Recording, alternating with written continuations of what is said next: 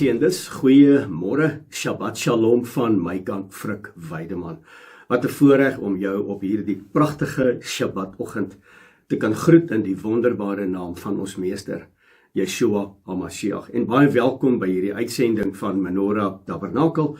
En mense, vandag hanteer ons Torah porsie 31, Emor, wat beteken spreek en of sê. Maar ja, voor ons enigstens verder voortgaan, kom ons eer Vader, ons dank hom, ons loof hom en kom ons aanbid hom, want hy is die heilige van Israel. En weer eens baie dankie dat jy deel is van ons lewe en dat ons die voorreg mag hê om hierdie woord weer eens vandag met jou te kan deel. So Vader, ek kom net vanmôre en ek kom sê vir u dankie. Dankie vir 'n pragtige nuwe môre. Dankie dat ons so bewus word van wie u is. U is die heilige van Israel. Wanneer ek rondom my kyk en ek sien die skepping, dan besef ek dat u is aanbiddingswaardig. U is lofprysingswaardig. Wie is soos u? Wie kan met u vergelyk word? Daar is niemand in die hemel of op die aarde of onder die aarde wat met u vergelyk kan word nie. U is die God van Abraham, Isak en Jakob. U is die God wat was en wat is en wat weer sal kom. U is ons Elohim. U is ons herder. U is ons geneesheer. U is ons leidsman. U is ons voorsiener. U is ons beskermer. En op hierdie Shabbat kom buig ons in aanbidding voor u aangesig. En ons bely en verklaar dat u is die bron van ons lewe. U is die bron van alle bestaan. U hou die uitspansel van hierdie wêreld, hou u in die holte van u hand. U onderhou die mens, u onderhou ons wat u tabernakel is, u tempel is. Dankie dat u met ons bemoeienis maak. Op hierdie Shabbat-oggend, Vader, dank ek u vir apart gestelde mense wat ingeskakel is. Mense wat wandel in bruidskap. Mense wat die tyd uitkoop om afgesonder te wees op hierdie heilige en geseënde dag, Shabbat, 'n instelling wat vir u belangrik is. Shabbat is ook die teken dat ons aan u behoort. En ons maak vandag die verklaring, Vader, ons behoort aan u. Ons het u werklik lief. Nie vir dit wat u vir ons kan doen nie, maar ons het u lief vir dit wie u is in ons lewens. Yeshua HaMashiach, ons verlosser en saligmaker, dankie dat ons deur u die gawe het van die ewige lewe. U is Elohim in die vlees. U het na hierdie wêreld gekom. As die ewige lig en die duisternis het u nie oorweldig nie. En daarom kom ons vandag en ons dank en ons loof en ons prys u heilige naam, saam met die engele wat vandag uitroep, heilig, heilig, kadosh, is die een wat was, die een wat is en die een wat weer sal kom. Vader, my gebed is dat hierdie woord, Emor, vandag in mense se harte ingang sal vind en nie ledig terug sal keer nie. En dat die getuienisse uitgebring sal word oor dit wat binne in ons is, wat uitkom deur ons monde. Ek bid vandag, Vader, dat u heilige naam alleenlik verheerlik sal word. En dis my gebed en dis my roepe vandag vir elke persoon wat ingeskakel is by hierdie uitsending.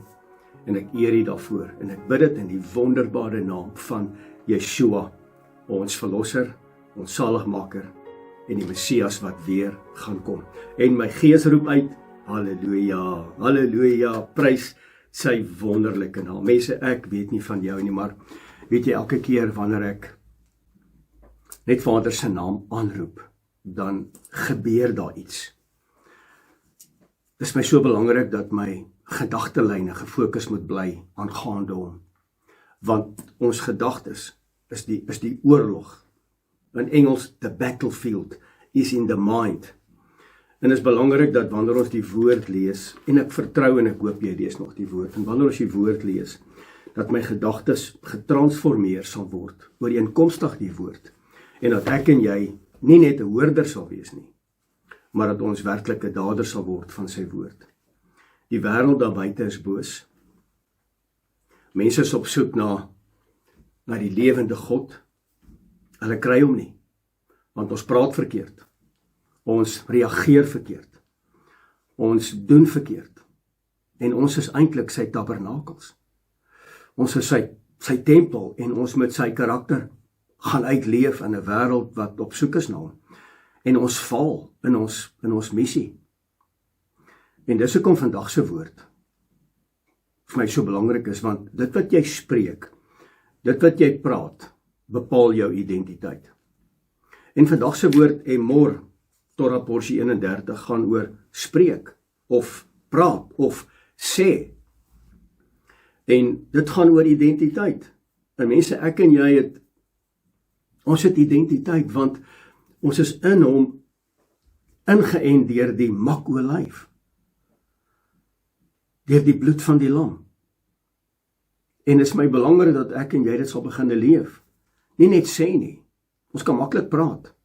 Ek kan maklik sê ek het geloof. Maar wanneer die toets kom, en hoe ek praat, veral wanneer ek onder druk is, hoe praat ek dan? Waarmee is my gedagtes besig? Wat gaan in my hart aan? Onthou net, ander mense sien dit nie. Elohim sien dit, want die soeklig van sy Heilige Gees is op jou lewe en op my lewe. En hy kyk hoe ons reageer. Hy kyk hoe ons besluit. Hy kyk hoe ons praat. As ons van ander mense praat wat ons heel waarskynlik skade berokken het, hoe praat ons dan? Ons sê mos baie keer, hulle het my seer gemaak en hulle het sleg gepraat van my. Maar wat doen jy? Ons doen presies dieselfde. Ons is nie onskuldig met betrekking tot dit nie.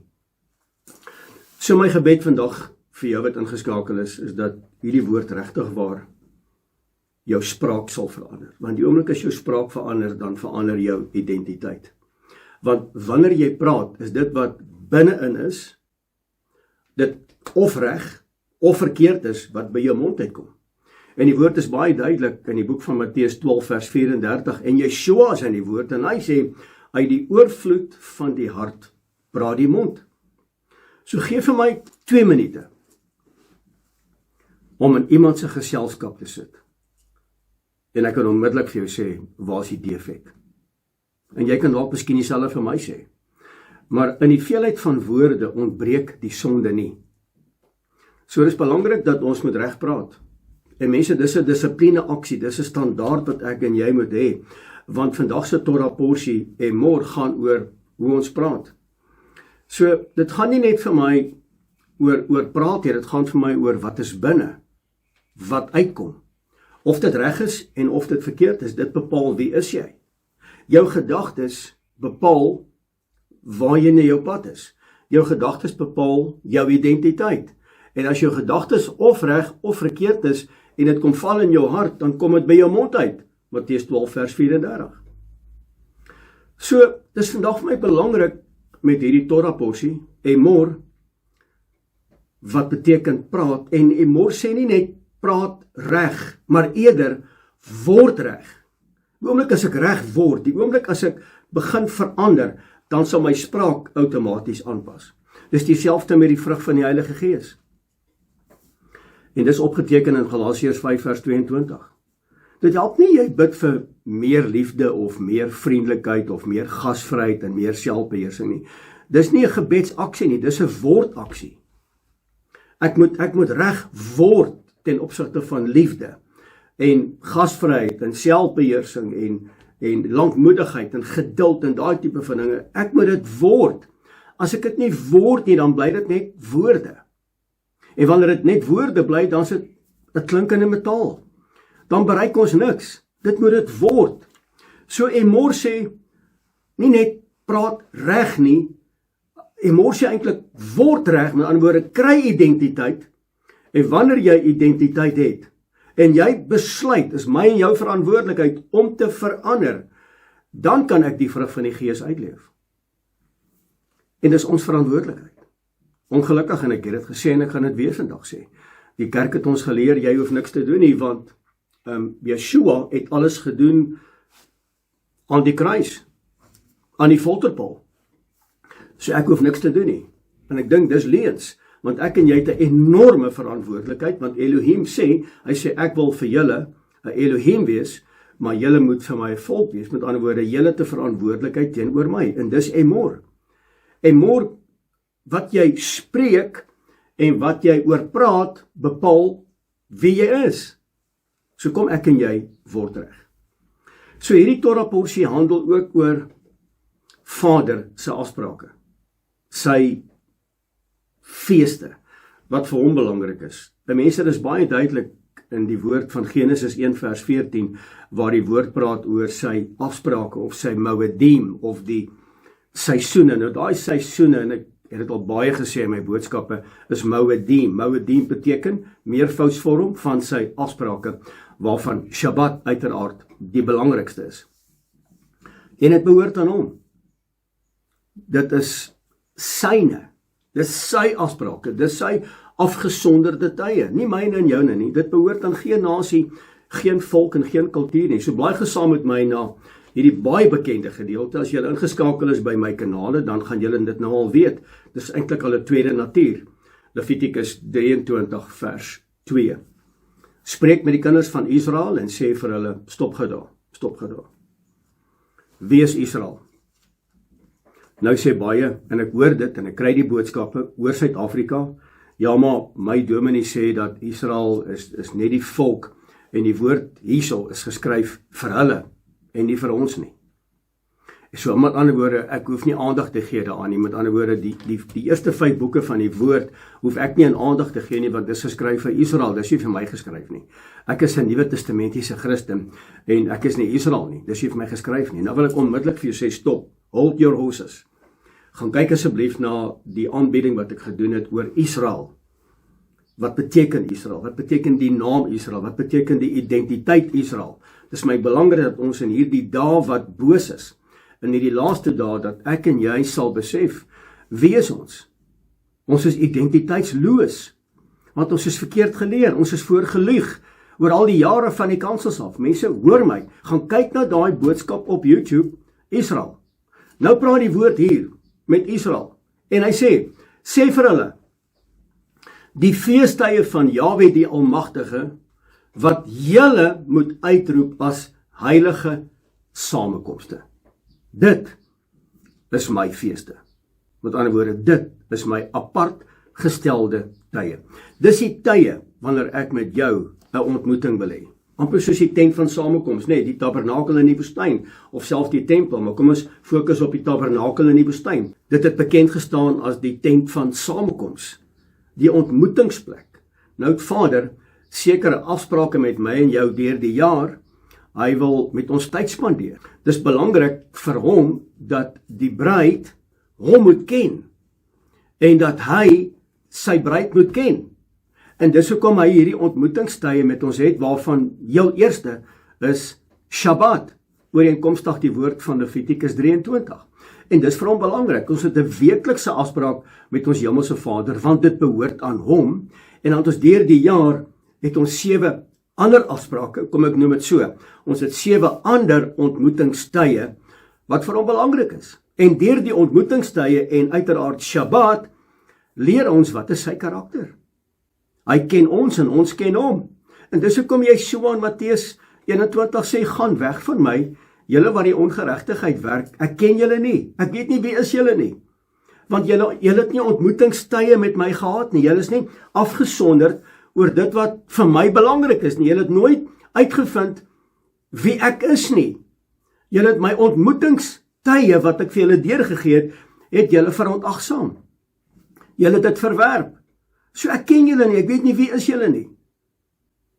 Dan gaan hulle sê, maar ons het in u naam, het ons duiwels uitgedryf, en in u naam het ons die hande op die siekes gelê, en hulle het gesond geword, en in u naam het ons geprofeteer. Dan gaan hy weer vir hulle sê, ek hoor julle, maar ek ken julle nie, want ek het ontmoetingstye met julle gehad. Ek het hierdie afsprake vir julle gegee om my te ontmoet, om my te leer ken, wat is my karakter wat julle moet gaan uitleef in 'n donker, krom en verdraaide wêreld, en julle het dit nie gedoen nie. Julle het julle geskaar by die wêreldgodsdiens, by kerklike tradisies, by menslike oorlewing. En dis hoekom julle verkeerd praat. En dis hoekom Emor so belangrik is dat ek en jy reg sal praat. Ons kan net reg praat wanneer ons afgesonderd wandel. Wanneer ons in heiligheid met betrekking tot sy karakter in lyn kom, dan gaan ons reg praat. Hierdie afgesonderde byeenkomste behoort nie aan 'n mens nie. Dit behoort nie aan die Jode nie, dit behoort nie aan Suid-Afrika nie, dit behoort nie aan 'n volk of 'n nasie of aan 'n kultuur nie. Dit behoort aan Jahwe die Almagtige. Met ander woorde, mense, hoor my gou mooi. Hy is die eienaar van hierdie afsprake. Hy is die eienaar, dit behoort aan hom. Ek en jy is nie die eienaar nie, ons moet maak soos hy sê. En die oomblik wanneer ek en jy nie maak soos hy sê nie, dan beteken dit ons wandel in rebellie. En die oomblik as jy in rebellie wandel, dan verander jou identiteit. Met ander woorde, nou word jy deur die wêreld of deur die duiwel gekontamineer en nou gaan jy verkeerd praat. En as jy verkeerd praat, dan word dit geopenbaar, wat is jou identiteit? Want spraak is gelyk aan identiteit. Of jy nou ordentlik praat en of jy nou sleg praat en of jy nou vloek en jy skel en jy skree, of jy sarkasties of jy skinder of jy praat kwaad van ander mense, dit bepaal wie jy is. Dis so. En moenie kom om te sê ja, maar dis feite aangaande daai persoon nie. Jy praat afbreekend, praat positief, want dit bepaal jou identiteit. So hy is die eienaar van hierdie afsprake. Dis sy kalender. Dis nie my en jou kalender nie. Dit behoort nie in die Rooms-Katolieke Kerk nie, dit behoort nie in die sonkalender nie, dit behoort nie aan die Sadok kalender nie, dit behoort aan hom. Ek en jy moet sy kalender volg wat opgeteken is in sy woord. Dit behoort aan hom. Dit behoort aan geen nasie, volk of kultuur nie, en dis sy seisoene. Dis sy Moedim, dis sy ontmoetingsdatums wat hy vir my en vir jou het. En Levitikus 23 begin hy met Shabbat. Elke 7de dag. Mense, hier is belangrik, want Shabbat is die teken. Shabbat is ook die teken van gehoorsaamheid. En dat ek en jy die keuse moet maak, of ons dit wil doen of nie wil doen nie. En wanneer jy dit doen, dan is dit eintlik die manier hoe ons hom aanbid, en nie hoe die heiden hulle afgode aanbid, en hy wil nie op dieselfde manier aanbid word nie. Dis hoekom hy 'n probleem gehad het met die goue kalf. Hy was aanbid, want die goue kalf het eintlik bekend gestaan as Elohim. En dis hoekom dat die bulkop was, want die bulkop is die simbool van die eerste letter van die Hebreëse alfabet, wat beteken Alef, en die bul en die os beteken sterkte. Ons God is sterk. Ek bedoel, hy het die see gesplit, hy het Egipte, met al die pla, het hy Egipte verwoes. Ons God is sterk. So kom ons bou 'n goue kalf, tot eer van sy naam, en ons bid deur hierdie medium na hom toe. Hy wil nie so aanbid word nie. Hy het datums, hy het ontmoetingstye, soos by die plek van samekoms, die tent van samekoms, het hy ontmoetingstye, 7 keer 'n jaar. Hoekom 7? Volmaakte datums, volmaakte ontmoetings. En jy kan nie jou eie datums gaan vasstel nie. Jy kan nie jou eie feeste gaan hou nie. En dink jy vereer hom daardeur, dan is dit weer 'n goue kalf. Ons bou goue kalwe. En ons bou dit in ons heilige plekke, wat veronderstel is om hom te eer en te respekteer, en ek verwys na ons gemeentes. En ons bring in nuwejaarsfeeste, en ons bring in Valentinesfeeste, en ek wil my nie self herhaal nie, jy weet want ek op pad is. Ons bou weer goue kalwe. Hy sê nee, ek stel nie belang in julle goue kalwe nie. Ek wil dit nie hê nie. Ek stel belang in dit wat aan my behoort, wat julle moet doen, sodat julle my kan dien op die manier hoe ek gedien wil word. Moenie julle eie geregtigheid gaan skep nie, moenie julle eie maniere gaan vind om my te dien, en dink ek moet daarmee tevrede wees nie. Ek is nie. Dis hoekom ek my feeste, dis hoekom ek my datums ingestel het, sodat julle dit kan volg, want dis vir 'n spesifieke rede, dis my plan vir jou, dis my reddingsplan vir die mens, sodat jy éventueel by my kan uitkom by die fees van Sukkot. Dan kan ek met jou tabernacle, want ek het 'n verlange om by jou te wees, maar jy's besig om weg te hardloop met ander goed, en jy probeer my dien hoe die wêreld hulle afgode dien, en ek is nie te vind daarvoor nie. Dis hoekom ek het 7 ontmoetingstye deur die jaar, waarvan ek elke week met jou 'n vergadering wil hê. Ek wil saam met jou aan die maaltyd sit. Ek wil met jou deel op die Shabbattafel. Ek wil my teenwoordigheid laat manifesteer in jou huis. Maar jy laat my nie toe nie. Want Vrydaande is dit braaiaande. Dis brandewyn en koukaande. Dis movie aande. Ek wil tyd met jou spandeer, want jy's my bruid, want ek verlang na jou. En nou kom die vraag, wie op aarde sal die ontmoetingsdatum van die lewende God, die skepper God van hemel en aarde, wie op aarde sal sy ontmoetings en sy datums en sy afgesonderde tye nie wil nakom nie? Dit van die hand wys. Wie sal dit wil doen? Hulle wat in rebellie staan. Hulle wat in opstand staan. Hulle wat dink hulle is beter. Hulle wat trots in hulle mondering het. Mense, hierdie eienskappe is presies die eerste sonde wat plaasgevind het in die hemel. Ons moet baie versigtig wees. So hierdie Torah porsie, Emor, gaan oor die voorbereiding vir die bruid. Dit gaan oor die, gaan vir jou in Engels sê, the end time bride. Hoe moet ek en jy praat? Want hoe ons praat, is 'n refleksie van wat binnekant is. So dit wat binne is, word uitgevloei deur my woorde, deur my besluite, deur my reaksies. So die woord moed, dis die enkelvoudsvorm van 'n afspraak. Moedien beteken afsprake, so moed beteken 'n afspraak. En dit kom van die woord ja'at. Nou, ja'at beteken, ek staan in 'n ooreenkoms met Hemelse Vader, om hom te ontmoet op spesifieke tye, en hy summons ons. Met ander woorde, hy dagvaar jou, want jy behoort aan hom. En hy dagvaar jou, want daar's 'n verloving tussen hom en ons. Hy het vir ons die verloving kom gee op die berg van Sinaï. En hy het dit kom vervul in Handelinge 2 met die uitstort van die Heilige Gees, Shavuot. En hy het dit op ons harte kom skryf. So nou is my hart gefokus op hom, en dis hoekom die woord sê, hy sê sy oë deurloop die hele aarde om te kyk watter man en watter vrou se harte is onverdeeld op hom gerig. Daai onverdeeld op hom gerig beteken, hoe reageer ons ten opsigte van sy ontmoetingstye, sy datums. Hy het ons gesummons, hy sê, hierdie is my datums, dit behoort aan my, ek wil met jou ontmoet op hierdie afgesonderde afsprake wat heilige byeenkomste beteken, en wat gaan jy daaromtrent doen? Nou summons hy ons. Nou summons beteken, hy dagvaar ons. Dis vir hom belangrik, dat ek en jy sal opdag. Dink 'n bietjie daaraan. Kom ons sê, jy moet in die hof verskyn, en jy ontvang 'n dagvaardiging, kom ons sê, jy's die beskuldigde, of kom ons maak dit eenvoudig, jy's 'n getuie ten opsigte van 'n regsaangeleentheid.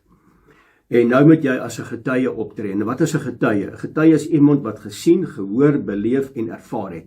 Met ander woorde, daai getuie moet juis waar en korrek wees. So ek gebruik 'n getuie as 'n bona fide bewys in 'n hof om 'n sekere saak te gaan stel as 'n bewys vanuit 'n derde party posisie. Dis 'n getuie. So nou word jy as 'n getuie gedagvaar deur die hof. Nou daag jy nie op nie. Wat het jy gaan met jou gebeur? Hulle gaan by jou huis opdaag en hulle gaan jou arresteer en hulle gaan hierdie woorde gebruik, minagting van die hof. Hulle gaan dit gebruik, hulle gaan jou arresteer. Jy sê, meneer of mevrou, hoekom het jy nie die dagvaardiging gerespekteer om in die hof te verskyn nie? Jy het 'n ontmoetingstyd gehad in die hof met betrekking tot hierdie aangeleentheid op hierdie dag, nie die dag daarna nie. Nee, maar ek het eers volgende week sal ek opgedaag het by die hof. Nee, meneer en mevrou, jy moes nou opgedaag het. Dis die datum, dis die tyd. Jy kan nie jou eie datums vasmaak as jy gedagvaar word om op 'n spesifieke dag in die hof te verskyn nie. Jy kan nie jou eie datums bepaal nie, meneer en mevrou. Jy moet dit bepaal ten opsigte van die dagvaardiging wat jy gekry het om daardie dag teen daardie tyd op te daag in die hof. Hoekom het jy dit nie gedoen nie? Selfs met ons Hemelse Vader. Hy gaan dieselfde vir my en vir jou vra. Hoekom het julle nie opgedaag nie? En dis belangrik, want dit is Emor. En Emor, hoe meer jy inkom in sy ritme van sy plan, sy reddingsplan vir my en vir jou, van Pesach tot en met Sukkot, mense, is dit alles 'n heenwyse van wat gebeur het en wat nog gaan gebeur. So die heel eerste 4 feeste is reeds vervul. En dis hoekom ons embleem by Menorah Tabernakel wys net die 4 wat reeds vervul is. In wie is dit vervul? In Yeshua, die gesalfde. So dis Pesach, ongesuurde brood, opstanding, met ander woorde wedergeboorte, uitstort van die Heilige Gees. Daai 4 is reeds vervul. In wie? In Yeshua, Messia, die gesalfde.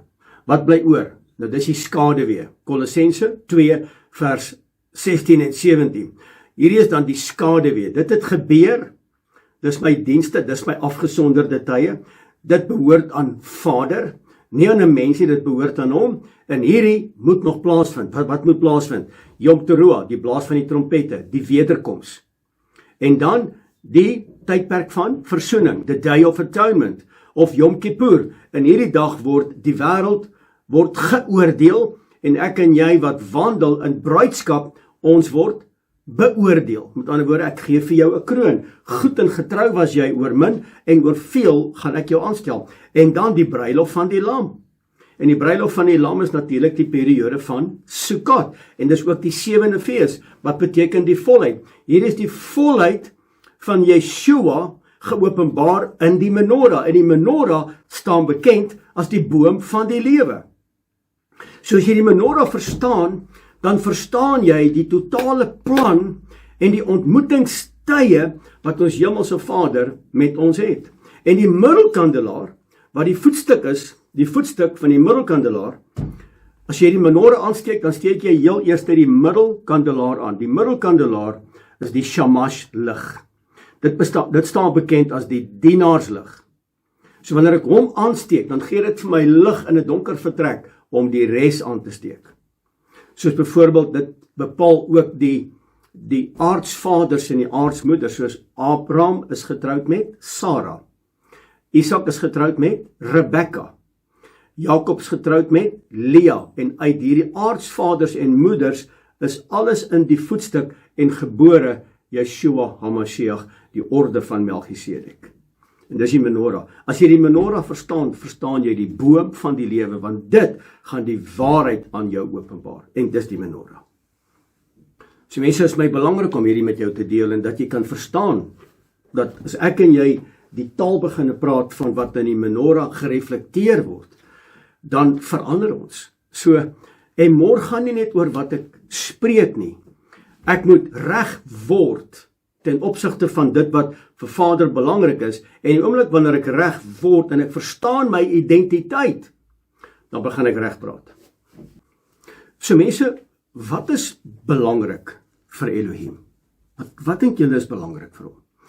Dis nie net uiterlike reëls nie, maar wat vir hom belangrik is die hart. Wat vir hom belangrik is wanneer ek en jy sy woord vat, en ons lees sy woord, en wanneer die woord vir ons die volgende sê in terme van die eerste 5 boeke van die Bybel, dan verwag hy dat ons met 'n ek wil hart hê. Met ander woorde, ons is gehoorsaam uit liefde vir sy woord, uit liefde vir sy afsprake, uit liefde vir sy gebooie, vanweer die volmaakte werk wat hy vir my en vir jou kom doen het op Golgotha. En dis hoekom Yeshua in die woord in Johannes 14 vers 15, en hy sê, as jy my lief het, bewaar my gebooie. So as ek en jy sê, Yeshua, ons het U lief, met alles binne in ons, en ons het nie eers, ek wil so plat Afrikaans sê, ons het nie eers 'n saak met sy spesifieke afsprake, ontmoetingstye nie. Hoe op aarde kan jy vir hom lief wees? Kom ons sê ek en jy maak 'n afspraak, ons gaan drink 'n koppie koffie, en ek daag nie eens op nie. Ons het die afspraak gemaak, ons het 'n gesprek gehad voor hierdie afspraak, ek daag nie eens op nie. Ek maak nie eens verskoning hoekom ek nie opgedaag het nie. Met ander woorde, ek is net eenvoudig missing in action. En jy bel my, jy sê vir my, hoorie Frik, jy het nie opgedaag vir die afspraak nie. Is daar enige rede? Ek sê ja, weet jy, ek was besig gewees en ek het eintlik maar net daarvan vergeet. Maar kom ons maak 'n tweede afspraak, en jy maak die tweede afspraak, jy sê goed, ons gaan woensdagoggend 10:00, dan ontmoet ons mekaar daar, ons gaan drink weer 'n koffie, woensdagmôre 10:00 kom, ek is nie daar nie, ek is missing in action, ek bel jou nie eens voor die tyd en tref met jou alternatiewe reëlings nie, ek daag net eenvoudig nie op nie. Hoe gaan jy voel? Hoe gaan jy voel as iemand dit met jou doen? Nommer 1, jy word nie gerespekteer nie, nommer 2, jy is nie belangrik nie, nommer 3, hierdie persoon het nie waardering vir jou nie, en nommer 4, hierdie vriendskap word eintlik dan beëindig. Dis hoekom Yeshua sê, gaan weg van my, ek ken julle nie, julle wat die ongeregtigheid werk. Want as jy sê jy het hom lief, dan moet jy sy gebooie bewaar, en sy gebooie sluit in, uiteraard nommer 1, Shabbat, en nommer 2, uiteraard ook sy ritme ten opsigte van sy ontmoetingsdatum, sy tye, sy afsprake. En as jy dit verontagsaam, dan gaan hy op 'n stadium vir jou sê, gaan weg, ek ken jou nie. Ja, maar ek wil gou verduidelik. Jammer, dis verby. Ek wil nie verduidelikings hoor nie. Ek het genoeg gesukkel, ek het genoeg gewag. Ek wag en ek wag en ek wag en jy daag net nie op nie, want jy's altyd te besig. En jy het nooit respek nie. Jy sal nie eens met my kommunikeer nie. Jy sal nie eens vooraf reëlings tref nie. Ek het spesifieke datums. Ek is verloof aan jou en jy's verloof aan my. Hierdie is my ontmoetingstye. En ek gee dit vir jou lank voor die tyd. Jy kan jou reëlings gemaak het lankal rondom dit. Jy het dit nie eens gedoen nie. So, buiten die feit dat dit negatief klink, is ek ook baie opgewonde vanoggend. Ek is baie opgewonde. En hierdie Torah porsie, emor, wat beteken spreek of praat of sê, is ek ook baie opgewonde. Kom ek sê vir jou, hoekom ek opgewonde is. So mense reg oor die wêreld. Nou moet jy onthou, en ek eer Abba, ek loof hom daarvoor, dat Menorah Tabernakel bedien tans in 30 lande oor see in Afrikaans. En julle sal agterkom, ons het begin met die Torah porsies, want mense sê, hoorie, ons wil leer, ons moet net leer. Geef vir ons die Torah porsies, dit beteken, ons loop om die berg. As dit die berg is, dan loop ons om die berg. Vir 365 dae loop ons om die berg. En wanneer ons om die berg geloop het, dan gaan ek en jy verstaan, wie is hy? Wat wil hy van ons hê? Hoe lyk sy karakter? Hoe wil hy met ons praat? Hoe moet ons optree?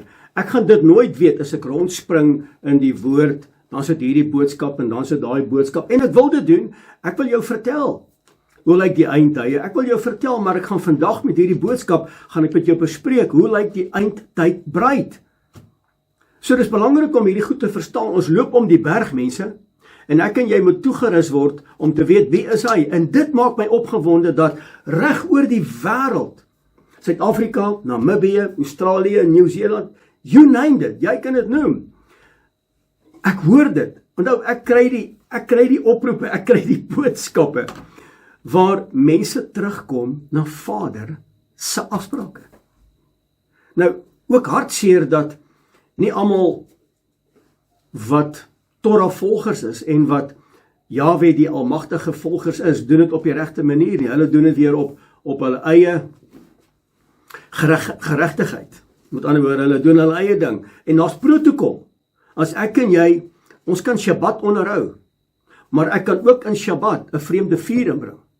Ek kan Pesach hou, maar ek kan 'n vreemde vuur inbring met Pesach, met my eie vooropgestelde idees.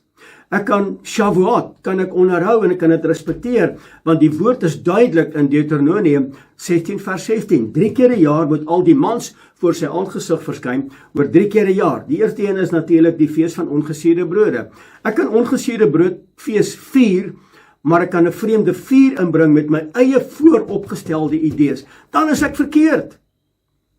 Dieselfde met die fees van weke, met ander woorde Shavuot, en die laaste fees is die fees van Sukkot, of die loofhuttefees. Ek kan dit ook onderhou, maar met 'n verkeerde perspektief. Het is belangrik om te gaan kyk, wat sê die woord? En daarom loop ons om die berg. Ons loop om die berg om te kyk, Vader, wat verwag U van ons as bruid? Hoe moet ons praat? Hoe moet ons optree? Hoe moet ons funksioneer? Nou, ek is opgewonde. Buiten die feit van, party doen dit reg en party doen dit verkeerd. Ek is opgewonde oor die feit dat mense is besig om terug te keer. Mense kom agter. Daar is vir hulle gelieg. En ons is eintlik in die duister gehou vir soveel jare. Mense in my hart is seer en ek is selfs in my eie lewe, het ek hierdie goed eers laat besef. En dit was my moeilik om te unlearn wat ek op college geleer het. Is my moeilik.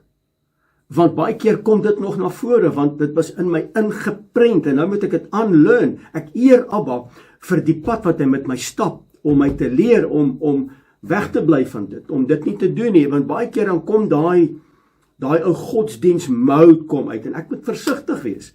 Daarom moet ek my gedagtes gevangene neem. Ek kan nie so toe gaan nie, want dit was my vorige lewe. Wat ek van hou is dat mense wat tot die waarheid kom, besef, hulle is leuns verkondig ten opsigte van sy woord. En dis hoekom mense nie die koninkryksbeginsels verstaan nie. Hulle verstaan nie koninkryk heerskappy nie, hulle verstaan nie wat Matteus 24 vers 14 sê, en wanneer die evangelie van die koninkryk verkondig word oor al die nasies, dan sal die einde kom. En wat ek met jou doen, en wat ek saam met jou doen, is ons loop om die berg, en as jy om die berg loop, gaan jy verstaan, hoe werk sy koninkryk? Wat is sy prerogatief? Wat is belangrik vir hom? Hoe lyk sy afsprake, sy ontmoetingstye? Hoe lyk sy reddingsplan? En dan snap ons die ritme van ons hemelse Vader om in ritme te kom met ons harte. En dis die plek waar ons moet wees. En ek besef ons leef in die einde van hierdie dae en Elohim is besig om sy bruid bymekaar te bring vir 'n ontmoeting. En die ontmoeting gaan plaasvind op die periode van Yom Teruah. Yom Teruah is in die maand van Elul. Elul is in die maand van September, met betrekking tot 'n spesifieke afspraak, 'n ontmoetingstyd. The king is in the field. En ek sien hy's besig, reg oor die wêreld, van Kanada, selfs China, Nigerië. Mense maak kontak uit Malta, kan jy dit glo, uit Malta uit, waar mense kontak maak met ons. Reg oor die wêreld is Vader besig om sy bruid bymekaar te bring vir 'n ontmoeting. En daai ontmoeting, mense, as ek kyk na die tye, is ons nie baie ver nie. Dis hoekom ek met jou wil praat vandag, met hoe praat jy, want dood en lewe lê in die mag van die tong, en wie dit gebruik, sal die vrug daarvan eet. En wat die vyand wil doen, die vyand wil hierdie afsprake verander, en hartseer, hy kry dit reg.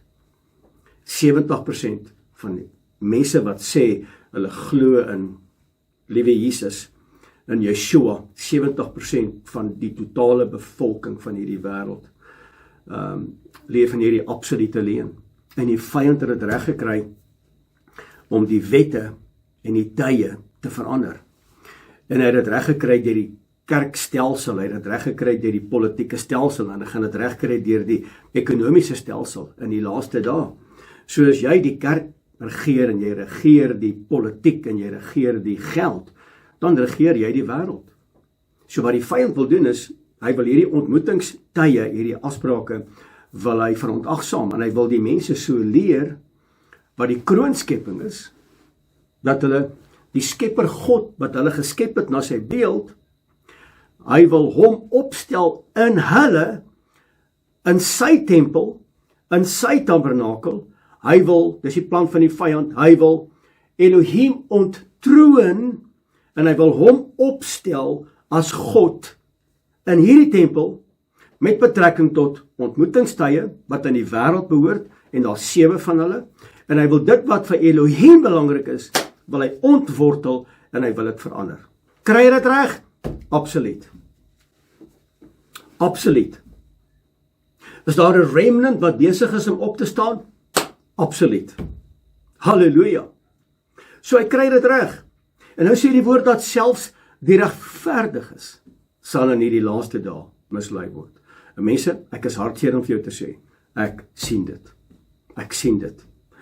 Ek kry die boodskappe, en baie keer as ek die boodskappe kry, dan wil ek in my hande huil oor mense se aanmerkings, mense se opmerkings, die vlak van kennis ten opsigte van die karakter van Jahwe, die Almagtige. Ek huil in my hande.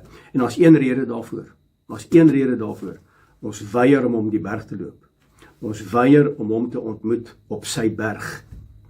Ons weier om in te beweeg in die bovertrek, sodat hy sy ruach by ons kan uitstort, en dat ons 'n getuie kan wees in hierdie wêreld. Ons weier.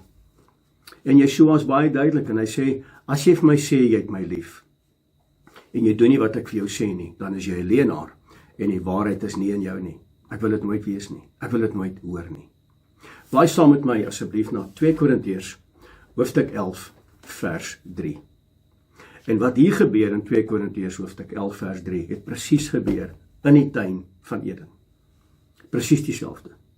Hoor gou hierdie woord, en ek wil hê jy moet hierdie saak met jouself duidelik uitmaak. En as jy hierdie boodskap aanstuur vir mense, voordat jy daai boodskap aanstuur, sê Abba, ek stuur hierdie boodskap nou deur vir 'n familielid, of vir 'n kollega, of 'n vriend of 'n vriendin. Ek gaan hierdie boodskap deurstuur. Hulle moet hierdie boodskap vandag hoor. Ek gaan hom deurstuur, maar voor ek hom deurstuur, ek roep u naam. Ek roep die salwende krag oor hierdie boodskap uit.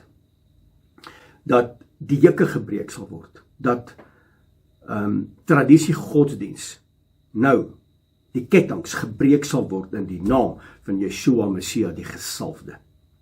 Vader, ek bid nou dat voor ek hierdie boodskap stuur, dat hulle dit sal lees en sal luister, en dat hierdie woord ontvanklik sal wees in hulle binneste, en dat hulle verander sal word. Met ander woorde, dis eintlik disippelskap. So, voordat ek en jy 'n boodskap uitstuur, kom eers in. Voordat jy uitgaan om my getuies te wees in Jerusalem, Judea en Samaria en die uithoeke van hierdie wêreld, kom eers in my bovertrek in. Loop eers om die berg. As julle om die berg geloop het en julle is in my bovertrek, dan kan ek julle toerus. En as ek julle toegerus het, gaan dan uit en gaan verander hierdie wêreld.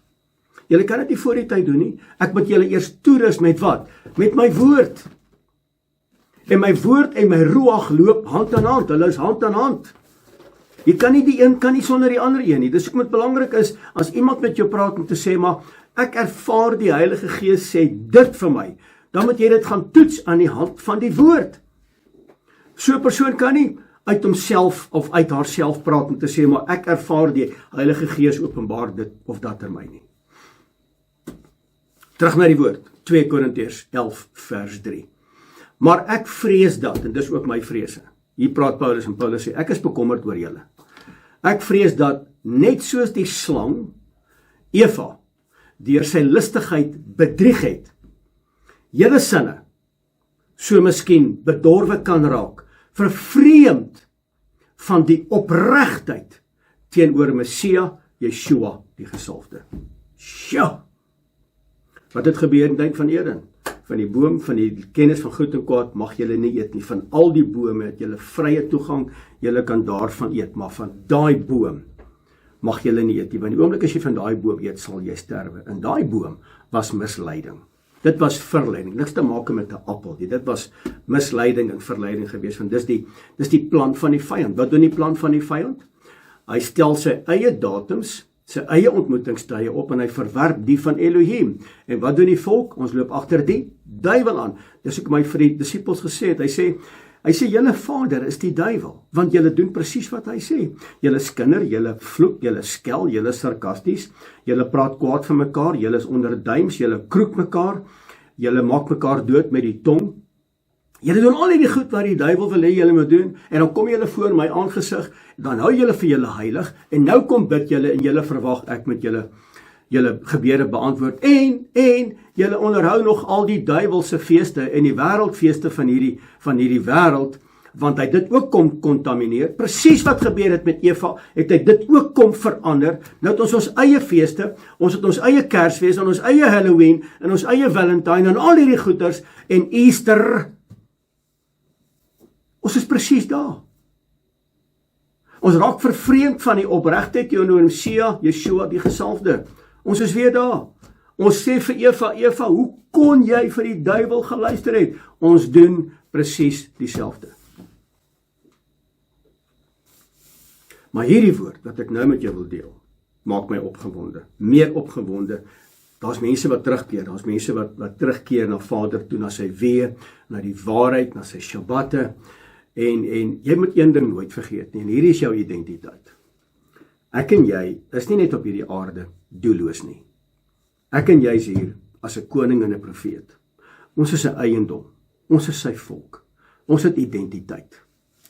En daai identiteit, mense, kan nie deur die vyand gepootjie word nie. Ons kan dit nie toelaat nie. Daarom is dit belangrik om die berg te loop, om jou identiteit te kry in hom. En die oomblik as ek my identiteit in hom het, vanweë die tyd wat ek spandeer met die woord, dan kan ek sy karakter gaan uitleef. Dan, omdat ek verander het, nou kan ek reg praat, emor. Want as my identiteit gekontamineer is, praat ek nonsens. Maar as my identiteit in lyn is met sy woord, want ek loop om die berg, en ek leer sy karakter, en ek weet wat vir hom aanneemlik, en wat vir hom aanvaarbaar is, en wat ook vir hom 'n gruwel is, dan weet ek hoe om hom te aanbid, en wie hy is. Hy is die heilige van Israel. Dan word ek nederig en afhanklik in sy teenwoordigheid. Nou begin ek reg praat. En dis emor. En hierdie woord 1 Petrus 2 vers 9. Ek wil hê julle moet dit net so 'n bietjie gaan neerskryf. Skryf neer 1 Petrus 2 vers 9. Gaan ondersoek daai skrif in terme van jou identiteit. En gaan meet jouself aan vandag se woord. So 1 Petrus 2 vers 9 is eintlik die herstelde priesterskap. Want Aaron het dit opgemors. En sy 2 seuns het vreemde vure voor sy aangesig gebring in die tabernakel. En hulle is verwoes vanweë die glorie van Elohim wat op hulle neergedaal het. Want sonde en vreemde vure staan nie in sy teenwoordigheid nie. En hoor wat sê die woord? Hy sê, en julle is 'n uitverkore geslag. Julle is 'n koninklike priesterdom. Ek wens ek kan dit 40 keer herhaal, want jy hoor nie wat ek sê nie. Julle is 'n uitverkore geslag. Julle is 'n koninklike priesterdom. So as jy 'n uitverkore geslag is, hoekom loop jy nog agter hierdie wêreld aan? Hoekom loop jy agter godsdienstradisies aan? As jy 'n koninklike priesterdom is, en jy ken die posisie van 'n koning en 'n priester, in terme van die woord, hoekom sukkel jy met verwerping? Met selfhaat? Hoekom sukkel jy met skuldgevoelens? Met vrees? Waaroor? Hoekom onttrek jy? Hoekom bou jy 'n shield? Hoekom huil jy oor gister en eergister? Want jou identiteit is kom steel. En nou praat jy verkeerd. Niemand hou van my nie. Niemand waardeer my nie. En ek is alleen. En al daai tipe van dinge, die manier hoe jy praat is wie jy is. Dit is jou identiteit. In hierdie skrifgedeelte 1 Petrus 2 vers 9 gaan oor die herstelde identiteit. En dis ek en jy. Stop daarmee. Stop daarmee. Jy's 'n koninklike priesterdom, jy's 'n koning en jy's 'n priester. Jy's 'n uitverkore man, ek het jou inteendeel, hoor gaan hierso. Elohim het uit die hemel uit neergedaal, uit vlees geword soos 'n babietjie. Nie omdat dit hom baag nie, hy wil by jou wees en by my wees. En hy het boonop sy lewe van ons afgelê. En nou sukkel ek en jy met die goed wat hy lankal voorbetaal het. Hy het klaar daarvoor betaal. Nou wil jy nog steeds aanhou met dit. Dit werk nie so nie. Mense hoor gou vir my. Die direkte vervulling van 1 Petrus 2 vers 9 is in die Torah opgeskryf. En jy kan dit gaan lees, Levitikus 21, Vayikra 21, tot en met Levitikus 24.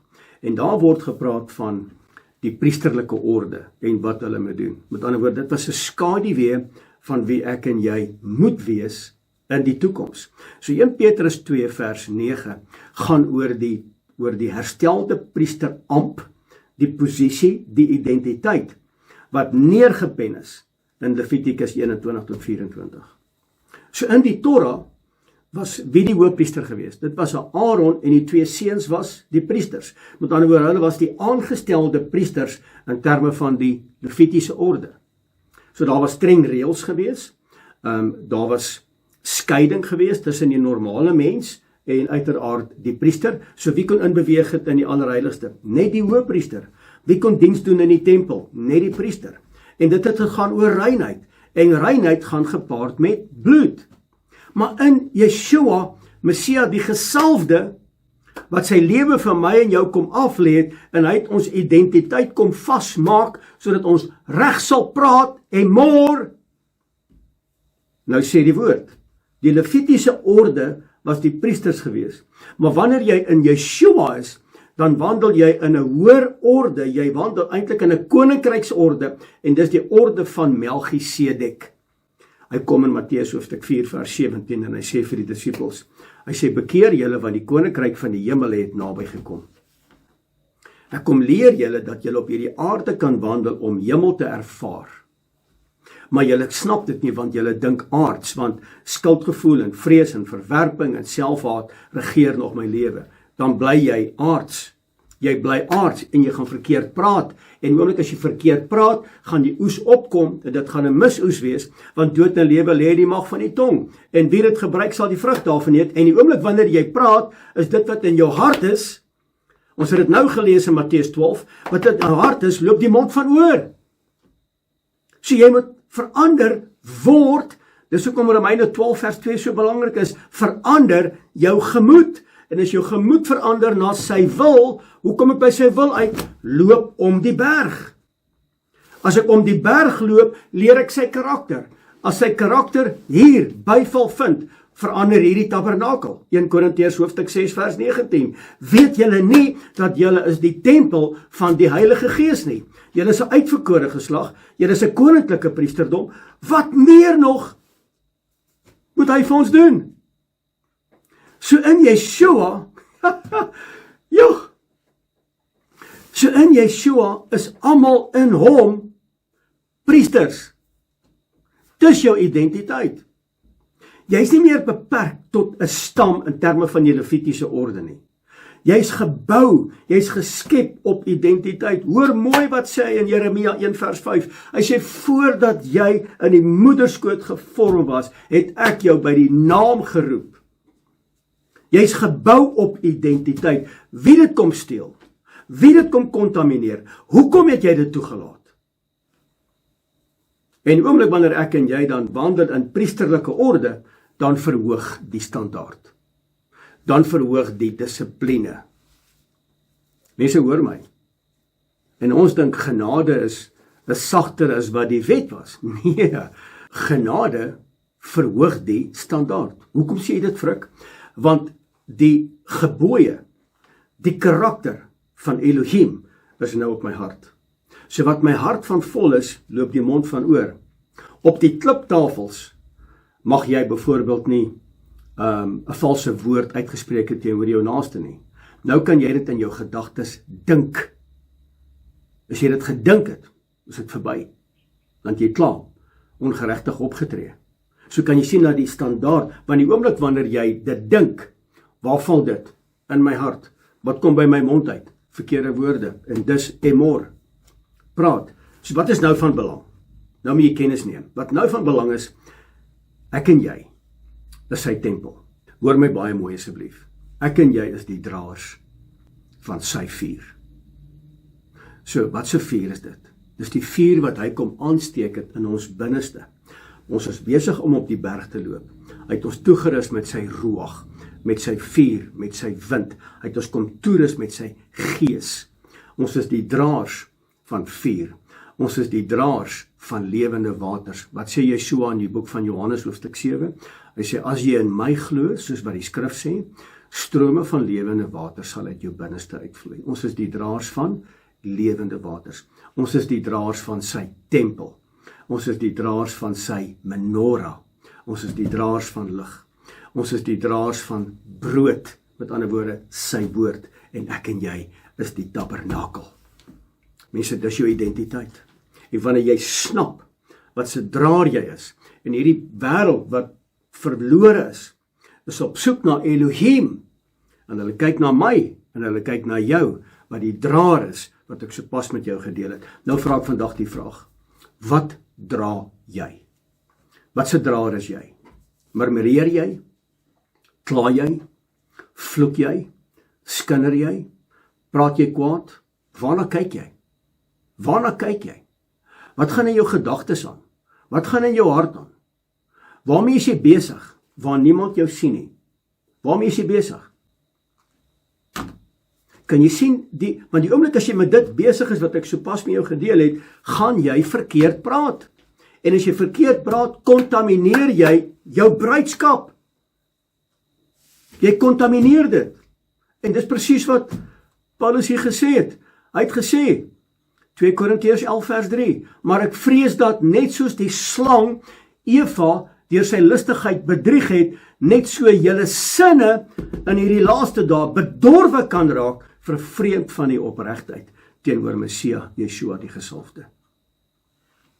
Sjoe, mense. So nou vra ek die vraag, wat moet ek doen om 'n draer van lig te wees? Frik, ek hoor jy sê, jy moet 'n draer wees van die vuur en die lewende waters. Ek hoor jy sê, ons moet 'n draer wees van sy tabernakel, en jy's reg. Maar hoe kom ek daarby uit? Wat moet ek doen? Bly gesaam met my na die boek van Jakobus, hoofstuk 4, vers 8. Ek gaan vir jou 3 verse lees. Vers 8, vers 9 en vers 10. So let asseblief op, hoe belangrik is dit. Jakobus 4, vers 8. Nader tot Elohim. Stop. Hoe nader ek tot hom? loop om die berg. Bestudeer die Torah, want die Torah verwys vir jou wat in die Nuwe Testament in vervulling gekom het. Ek het dit nou sopas met jou behandel. Levitikus, Vayikra, hoofstuk 21 tot 24 praat oor die Levitiese orde in terme van die priester, reëls en daai tipe van dinge. Uiterlik. Dit word vervul in Messia Yeshua die gesalfde. Innerlik, met die uitstort van sy Heilige Gees. 1 Petrus 2 vers 9 is die vervulling van Levitikus 21 tot en met 24. Nou is ek en jy onder die orde van Melchisedek in 'n nuwe priesterlike orde. Ons is nie meer in daai orde nie. Daai was die skaduwee wat dit was, maar nou kan ek en jy inbeweeg tot in die allerheiligste vanweë die bloed van die lam. Ons is skoon gewas, ons is gereinig. Wandel as 'n skoongewaste, wandel as 'n gereinigde. Hou op om jouself te kontamineer met die dinge van hierdie wêreld en dis wat Paulus sê. Ek is bekommerd dat jy gekontamineer gaan word soos wat die slang vir Eva bedrieg het. Net so kan die wêreld jou bedrieg. Omdat jy nie om die berg wil loop nie en jy skep jou eie godsdiens en jy dink ek moet tevrede wees daarmee. Daarom praat jy verkeerd. Daarom dink jy verkeerd. In terme van jou identiteit. Ek praat met jou vandag. Eintlik is hierdie woord, hierdie Torah porsie Emor, is eintlik die voorbereiding vir die eindtyd bruid. Terug na Jakobus 4 vers 8. Nader tot Elohim en hy sal tot julle nader. Hoor mooi, hy sal tot julle nader. Reinig die hande. Moenie toelaat dat jy gekontamineer word deur hierdie. Reinig julle hande, julle sondaars. En suiwer julle harte, julle dubbelhartiges. Met ander woorde, ek kan nie om die berg loop en sy karakter binne in my wil aanvaar, adopt, en ek wandel nog met een voet in hierdie wêreld. Dan is jy lou, en die oomblik as jy lou is, dan het jy nie identiteit nie. Dan word jy walglik, en jy gaan jou uitspuug. Vers 9. Weeklaag, treur en ween, amper soos wat die boek van Joël sê, nee, skeer nie julle klere nie, maar skeer julle harte, skeer my hart. Abba, hoe lyk my hart? Abba, waarmee is ek besig? Weeklaag, huil, sê, Abba, ek het die woord verkeerd verstaan, huil, ek wil amper sê, sak en as, man, gooi as oor jou kop en sê, Abba, ek is nie werd om die skoenrieme vast te maak, ek is nie werd om in die teenwoordigheid in te kom nie, kyk hoe lyk my lewe, ek was net so bedrieg soos wat Eva bedrieg was. Treur en ween. Oor wat? Oor die feit dat jy toegelaat het. Dat die vyand het ingekom en hy het die binnekant gekontamineer en jou spraak het verkeerd uitgekom. En nou oes jy wat jy gepraat het. Jy oes wat jy gesaai het. Dis die saai en die maai beginsel.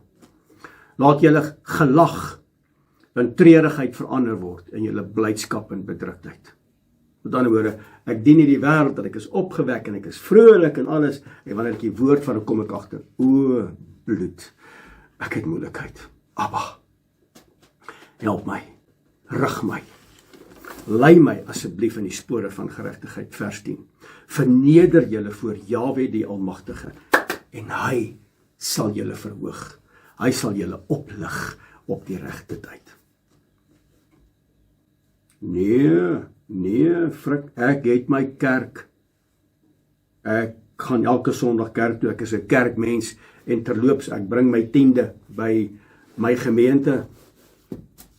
Verneder jou voor Jahwe die Almagtige, en hy sal jou oplig, hy sal jou verhoog op die regte tyd.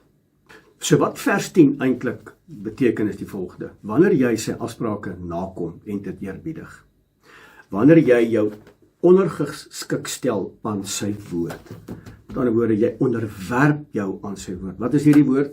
Jakobus 4 vers 7, hy sê, onderwerp jou aan die woord, weerstaan die duiwel, en hy sal van jou al wegvlug. Soos jy jouself ondergeskik stel aan sy woord, aan sy afsprake, aan sy verordeninge, aan sy gebooie, wanneer jy dit doen, sal hy jou ontmoet, sal hy jou oplig op die regte tyd. Wanneer jy hom aanbid, soos wat dit hom behaag, in terme van sy protokol, wat hy vir ons gee, sal hy jou oplig, en hy sal jou verhoog op die regte tyd. Nou kom my vraag vanoggend op hierdie pragtige Shabbat. Wat wil jy hê? Wat wil jy hê? Want in die woestyn was daar die fisiese tabernakel, die uiterlike altaar en die uiterlike lig. Dit was nie tabernakel. Maar vandag is ek en jy, en dis 'n vervulling in die woord, vandag is ek en jy sy tabernakel, en alles gaan oor innerlik. Die gees is innerlik. Hierdie tabernakel is nie meer uiterlik nie. Dis nou innerlik. So watter lig skyn die binnekant jou? Wat is die woorde in jou wat uitkom? Emor. So 1 Korintiërs 3 vers 16, weet julle nie dat julle is die tempel van die Heilige Gees nie. 1 Korintiërs 6 vers 19, julle is my tempel, julle weet dit nie eens nie, want julle is duur gekoop. So wat beteken dit? Die altaar is jou hart. Die vuur is sy ruach. Die menorah is die lig in jou lewe, dis die boom van die lewe. Die brood is die woord waarin ek en jy moet wandel, en ek wandel as 'n lewende, heilige, aanneemlike offer voor sy aangesig. En dis die offer wat ek bring op 'n daaglikse basis oor die manier hoe ek leef en hoe ek praat. So in die woestyn was die tabernakel alles uiterlik. Uiterlike lig. Die menorah het gebrand. Uiterlike altaar. Ons het die vuur gesien. Die lammetjies is geslag. Die offers is gebring. Die uiterlike lig het geskyn in die menorah. Nou is dit my hart. Die altaar hier binne is my hart. Hoe praat ek? Hoe funksioneer ek? Die vuur, sy ruach, die menorah is die lig, die brood is die woord, die offer is jou lewe wat jy voor hom wandel. So nou is dit belangrik. As jou hart reg is, hy is op die regte plek, want jy loop om die berg, en jy verstaan sy karakter, jy verstaan koninkryk heerskappy, sal jou verhouding lewend en aktief beginne word, en dis die sleutel. Dis die sleutel vir die eindtyd bruid, hoe ek en jy moet wandel. So mense, jy moet kennis neem dat blote godsdiens probeer my gedrag verander. Maar ware verhouding met Skepper God van hemel en aarde verander my hart. En die oomblik wanneer my hart verander, nie my gedrag eerste nie, my hart eerste. Oomblik wanneer my hart verander, verander my spraak, verander my denkpatrone, verander my handeling, verander my wandel. Met ander woorde, hierdie word dan 'n lewende heilige offer. En wanneer die hart verander word, hoor my baie mooi, skryf hierdie neer. Verander my praat, verander my reaksies, my keuses verander, my besluite verander, en 'n nuwe identiteit is besig om te manifesteer. En dit is Emor. Dan verander ek en jy. Mense, wat is my gebed? My gebed is dat jy hierdie woord, hierdie voorbereiding vir die eindtydbruid tot Rapporsie 31, Emor, regtig sal verstaan. Vat asseblief hierdie woord. Kry papier. Vat jou pen. Gaan skryf. Gaan bestudeer. Vat die woord en sê, gaan lees daai vers. In terme van wat ek nou met jou bespreek. Gaan lees daai vers. Gaan kyk na die vervulling. Blaai deur die woord. Sê, Abba, openbare my hierdie woord. Moenie net luister nie. Vat 'n pen en papier, gaan skryf neer. Maak 'n aantekeningkie in jou woord. Sit 'n datum daarbey. Dat jy herinner kan word. Wat is die gevaarlikste van so 'n boodskap? Dis nie die duiwel nie. Is nie omstandighede nie. Dis wanneer jy en ek doelbewus vergeet. Dis die gevaarlikste. Kom ek en jy gaan terug na die afsprake. Kom ons gaan terug na die feeste, die ontmoetingstye. Numeri 28 vers 2. Hoor gou hierdie woord. Gee bevel aan die kinders van Israel en sê vir hulle, julle moet daarvoor sorg om my offer, my spys, my vuuroffers as hulle lieflike geur vir my op die bepaalde tyd aan my te bring. Ja, dis 'n mondvol. Ek kan vir die volgende uur en 'n half net oor hierdie vers praat. Elohim gee 'n bevel aan die kinders van Israel. Wie is Israel? Ek en jy. In watter orde wandel ons? In die orde van Melchisedek. Sê vir hulle, julle moet sorg julle verantwoordelikheid. Julle moet toesien dat die volgende in lyn kom. My offers, my spyse, met ander woorde my dieetreëls, my vuuroffers, dit moet 'n lieflike geur wees vir my op die bepaalde tyd aan my gebring. So wie is die belangrikste? Ek of jy? Hy. En dis hoekom ek buig voor sy aangesig en ek erken hom as die lewende, die almagtige skeppergod van die hemel en die aarde. So mense, as jy Numeri 28 vers 2 verstaan en jy gaan ontleed elke aspek van daai skrifgedeelte.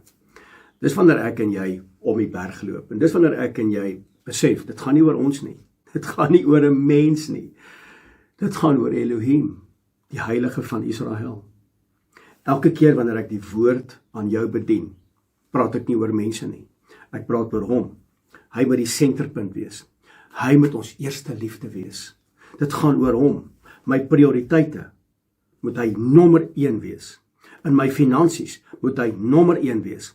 In my verhouding moet hy nommer 1 wees. In elke aspek van my lewe moet hy nommer 1 wees. En dis Emor. Die oomblik wanneer hy eerste word in alles van my, verander my identiteit, verander my spraak. En dis Emor. So wanneer my identiteit bevestig word in my hart, is daar 'n uitvloei van identiteit. Mense, dit is belangrik. Ek praat met jou oor die eindtyd bruid. En die Torah porsie Emor kom verduidelik dit pragtig, hoe ek en jy moet funksioneer as 'n lewende heilige offer voor sy aangesig. So Emor is die mond wat uitvloei, wat die hart van vol is, sy karakter, en dit bepaal identiteit. So, hoor gou mooi hoe spel ons die woordjie Emor in die Hebreëse dialek.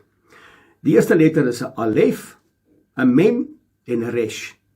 Nou die alef beteken, dis die bron, Vader, Elohim, alef, oorsprong. Die mem beteken water, lewe of vloei. So met ander woorde, die vloei van lewende waters. Wie is die bron? Alef, in my lewe. Hy is die eerste prioriteit. So wanneer hy die eerste prioriteit is, is hy die oorsprong van die lewe. Kan jy sien hoe werk hierdie woordjie Emor? Hy is die oorsprong van die lewe. Hy is die bron van alle bestaan. Die woordjie Emor is alef, mem en 'n resh. Alef beteken, hy is die oorspronge van alles. Mem, ek is die draer van lewende waters. Water moet uit my uitvloei. En dis die woord. En resh is hoof, leierskap, identiteit. Orde van Melchisedek. Jy's 'n koninklike priesterdom. Jy's 'n uitverkore volk. Jy's 'n eiendom vir my. Dis Emor. Kan jy dit sien? En dis bruidskap. So saam sê dit, wat uit jou vloei, openbaar wie jou bron is en wie jou lei. Kom ek sê dit weer vir jou.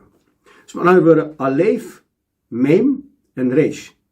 As jy dit saam sit, wat ook al uit jou uitvloei, openbaar wie jou bron is en wie jou lei. Jy hoef nie te probeer heilig praat nie. Jy moet net 'n heilige hart hê. Help nie ons maak die klanke en mense om ons moet dink ons is so heilig nie. Jy moet 'n heilige hart hê. En dis Emor. Want as jou hart reg is, sal jou mond outomaties regkom. Sal jou optrede outomaties regkom. Hoe kry ek my hart reg? Loop om die berg.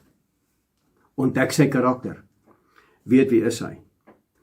So mense, in hierdie Torah porsie van Emor is daar 2 skrifgedeeltes in die boek van Filippense en in die boek van Tessalonisense. Kom ek en jy hanteer dit net vinnig, net synopties van weetyd. So wanneer jy die woord Filippense en Tessalonisense in die hand van hierdie Torah porsie lees en jy verstaan dit, dan is daar 'n praktiese uitvloei van 'n nuwe skepping in my en in jou. En dis wat Vader sal behaag. So wanneer jou identiteit gevestig is in hom, wie is hom? Yeshua, Messia, die gesalfde. Hoekom is hy so belangrik?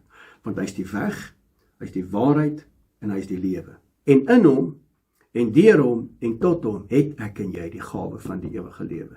Want hy is liefde, lewe en lig. So wanneer my identiteit in hom gevestig is, hoor gemooi wat gebeur, en skryf hierdie neer asseblief. Jy murmureer nie meer nie. Met ander woorde, jy gaan nie meer kla nie. Filippense 2 vers 14. Die lig, sy lig, sal uit jou uitstraal. Filippense 2 vers 15. Jy sal 'n welgevalle offer wees voor sy aangesig. Filippense 2 vers 17. Jy sal 'n persoon wees van blydskap. Jy sal biddend wees en jy sal 'n dankbare hart hê. 1 Tessalonisense hoofstuk 5 vers 16 tot 18.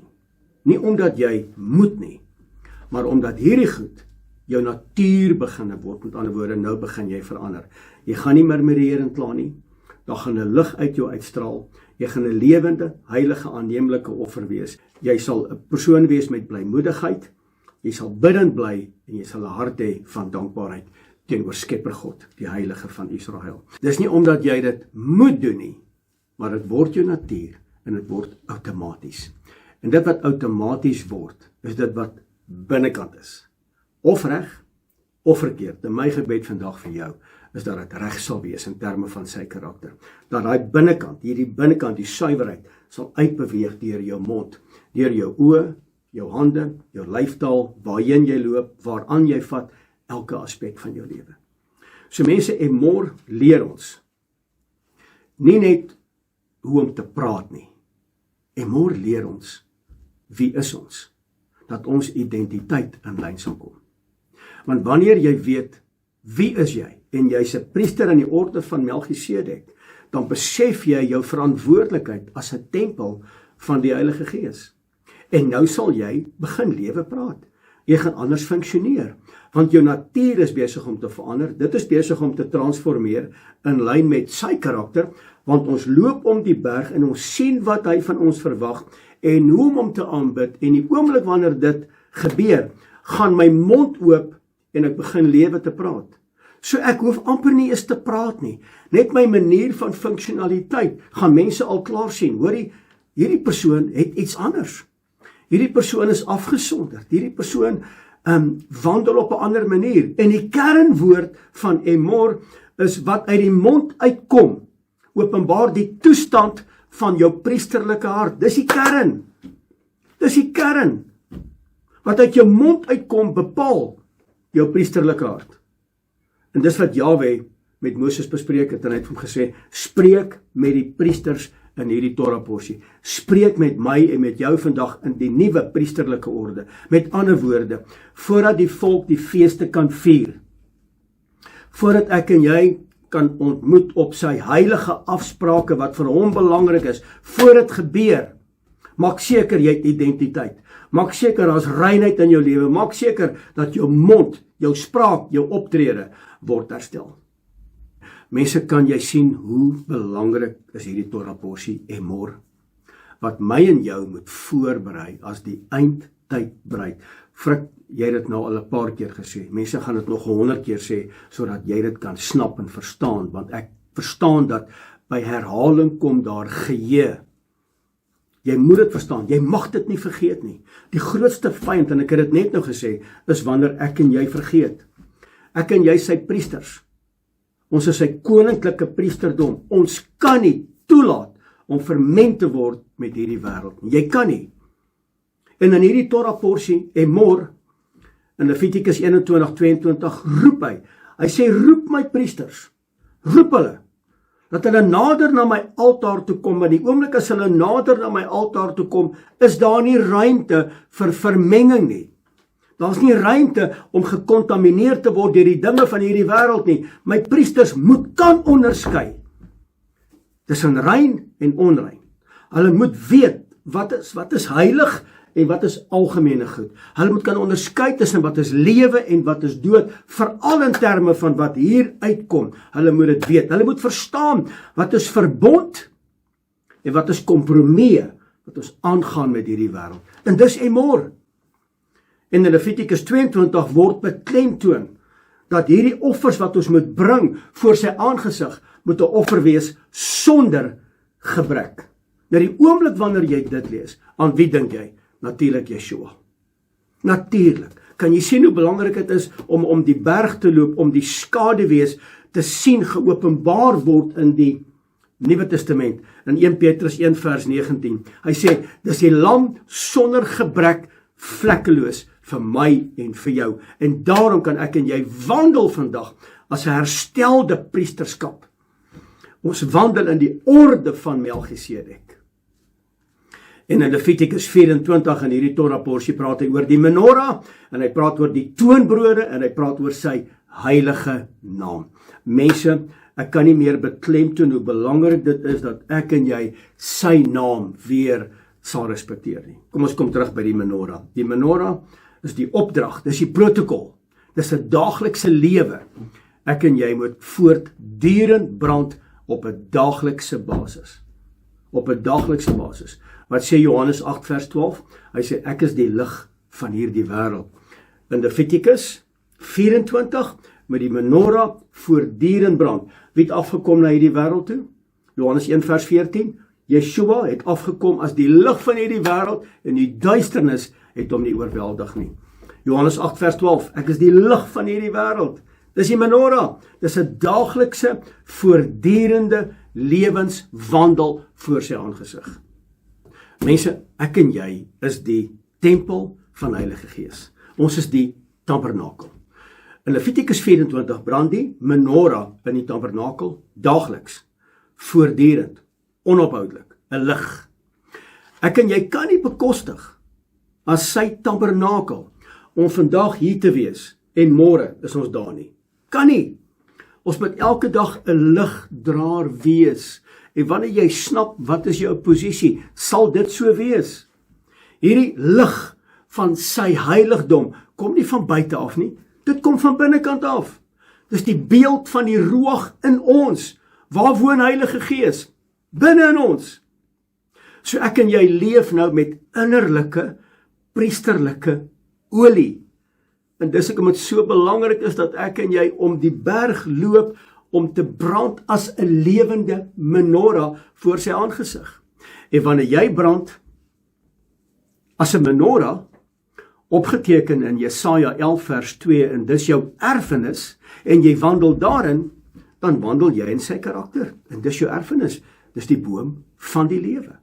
Die toonbrode is die verwysing na die 12 stamme. En die 12 broere lê voor Jahwe die Almagtige, en elkeen verteenwoordig 'n stam. En elkeen het 'n spesifieke profetiese betekenis. En ek kan nie nou vandag daarby uitkom nie, maar Yeshua is die brood van die lewe, en hy dra al 12 stamme voor Jahwe die Almagtige. So kan jy sien hoe Yeshua elke aspek kom vervul het. En nou wil ek praat oor sy naam. Dit is my so belangrik om sy naam te respekteer, om sy naam te vrees. Sy naam is heilig, sy naam is soewerein. In Levitikus 24 wys die erns op die heilige naam van Jahwe die Almagtige. Hoor nou mooi. As ek en jy sy tabernakel is, en die menorah is die lig in ons, en ons dra die brood van die lewe, die toonbrode in ons, en ons dra sy naam, moet jy uiters versigtig wees oor hoe jy praat. Jy moet leef met 'n standaard en met dissipline ten opsigte van jou tong. Jou hart moet suiwer wees voor sy aangesig. Want jy dra nie net sy naam nie, jy dra ook sy karakter. En mense, hierdie plaas my en jou op baie, baie dun ys. Sy naam is nie net 'n klank nie, sy naam is die openbaring van sy totale wese. En ek en jy kan nie sy naam goedkoop maak om te praat soos wat ons wil met betrekking tot sy naam nie. Ons kan nie. Mense, ek besef dat ons het werk. En ons wat sê dat ons staan in 'n lewende verhouding met hom, dra ons regtig sy karakter en sy naam soos wat ek en jy dit moet dra. En mense, dis 'n lewenswyse. En dis hoekom Numeri 28:29 so belangrik is in terme van ons daaglikse lewe. Nie net Shabbat en die ontmoetingsdatums reg deur die jaar nie. Want nou gaan ons net leef vir die Shabbat, met ander woorde, ons is een keer 'n week is ons heilig, en die res van die week is ons onheilig en maak en doen ons wat ons wil. En dieselfde so met die feeste reg oor die jaar, aan die woorde van Pesach tot en met Sukkot. Ons is net oor daai periodes is ons heilig. Jy kan nie. In Numeri 28:29 kom sê dit. En in Numeri 28 sê hy sê begin met die tamid offer, en dit beteken, dis 'n daaglikse offer wat voortdurend moet wees voor sy aangesig. Elke dag, mense, nie net op Shabbat en die feestdae nie, elke oggend, elke aand. Roep sy naam aan, spandeer elke dag tyd met sy woord. Vat jou pen, skryf elke dag neer wat die Gees aan jou openbaar. Hou jou journal. Die koninkryk word nie net gebou met Shabbat en met feesdatums nie. Nee, die koninkryk word gebou met 'n daaglikse getrouheid aan sy karakter, aan sy naam. In Esegiel, kom praat met ons daarin, in Esegiel 46, vers 13 tot en met 15, hy sê, hy kom bevestig in die profeet Esegiel, ouens, julle moet hierdie patroon handhaaf op 'n daaglikse basis. 'n Lam elke môre, voortdurend aanhoudend, elke dag 'n offer voor sy aangesig. Yeshua is ons offer gewees, en nou moet ek en jy sy offer wees, en ons moet sy daaglikse altaar wees, dat hierdie wêreld kan sien aan wie ek en jy behoort. En Paulus kom verklaar dit. In Filippense 2 vers 17, hy sê, al word ek as 'n drankoffer uitgegiet. En dis wat Yeshua vir ons kom doen het. En as jy die boek van Levitikus gaan lees, gaan jy agterkom, hulle moes 'n drankoffer uitgiet op die altaar, en dit is wie Yeshua was.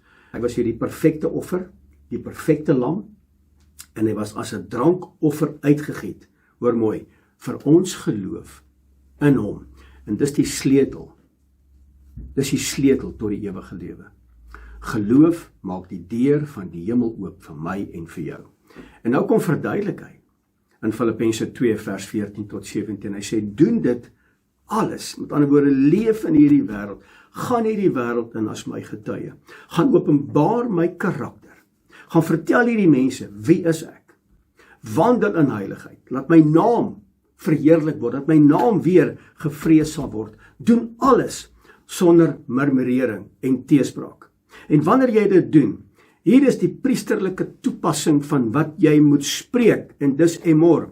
Praat die woorde wat eerbaar en lieflik en loflik is, doen dit. Emor beteken eintlik, jy praat soos 'n verloste priester. Ek kla nie, ek murmureer nie, ek is nie bitter nie, ek loop nie rond met onvergewingsgesindheid nie, ek laat nie toe dat my atmosfeer besoedel word nie, ek stap ook nie by 'n vertrek in, en ek besoedel die atmosfeer nie. Met ander woorde, murmurering is die taal van Egipte. Dit beteken, jy is nog in bondage. Die greep van Farao is nog op jou hart. Dit moet verlos word. En dit kan net verlos word, wanneer ek en jy verander moet word, ons natuur, ons karakter, ons wese, vanweer die innerlike olie, en dan kom my identiteit na vore as 'n koninklike priesterdom, en nou verander my spraak. As my spraak verander, dan bevestig dit my identiteit in hom. Halleluja. Mense, en dan die woord, 1 Tessalonisense hoofstuk 5, vers 16 tot 18, 'n daaglikse altaar. Wat is 'n daaglikse altaar? Hoe moet ek wandel? Hoe moet ek leef as 'n lopende, lewende altaar voor sy aangesig? Hier is die antwoord. Wees altyd bly. Bid sonder ophou. En wees in alles dankbaar. Hou op kla, hou op murmureer, kry klaar met jou bitterheid, kry klaar met jou onvergewingsgesindheid, want dit pas nie by jou natuur nie, want jou natuur, jy wandel in 'n orde wat hoër is as die Levitiese orde. Jy wandel in die orde van Melchisedek. En wanneer jy in dit wandel, dan wandel jy in 'n nuwe verbond. Met ander woorde, jy's altyd bly. Jy sal voortdurend bid, soos wat die menorah moet skyn, om 'n lig te wees op 'n daaglikse basis. Jy's in alles dankbaar. In die oggend en in die aand het jy 'n herstelde hart, en dankbaarheid hou die altaar aan die brand. Om 'n biddende man en 'n vrou te wees, hou die altaar aan die brand. Met ander woorde, dit bring olie, wanneer ek tyd spandeer met sy woord, wanneer ek die Torah verstaan, en ek lees die woord daarna in sy totaliteit, en ek loop om die berg, is dit 'n brandende vuur hier binne my, en ek is dankbaar vir sy woord, ek is dankbaar vir sy karakter, ek is dankbaar vir dit wat hy kom doen het in my lewe, en dit hou my altaar aan die brand. En die waarheid van Emor is die priesterlike volk moet heilig wees. Heilig wees in wat? In my optrede, in my liggaam, my tyd, my aanbidding en my identiteit. En Yeshua het alles kom vervul. Want jy sien, Yeshua is die hoëpriester. Yeshua is die lam sonder gebrek. Yeshua is die brood van die ewige lewe. 'n Mens sê hierdie porsie emor het my lewe kom verander, want ek het ook besef dat ons leef in die laaste dae en ek en jy moet wandel soos die eindtyd bruid met die eienskappe. Ons is hierdie priesters, uitverkore volk. Ons is geroep om op te staan en uit te staan. Ons is in voorbereiding, in bruidskap vir die bruidegom. Ons wandel in afsondering, heiligmaking. Ek kan nie toelaat om vermeng te word met die dinge van hierdie wêreld nie.